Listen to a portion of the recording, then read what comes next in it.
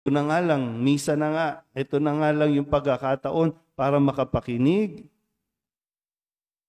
Sa ayaw pa natin mag-focus. Minsan may mga pangyayari pag nasa misa, may cellphone, may gadget. Pag nasa misa, may kwentuhan.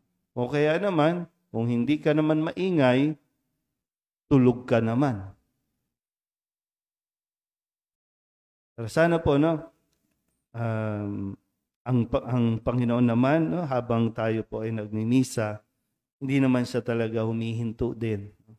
Kasi bawat isa, minsan mayroon pong kanya-kanyang pacing.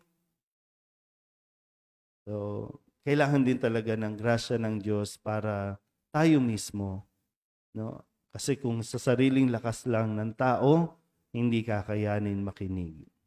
Kailangan din naman ng grasya at awa ng Diyos.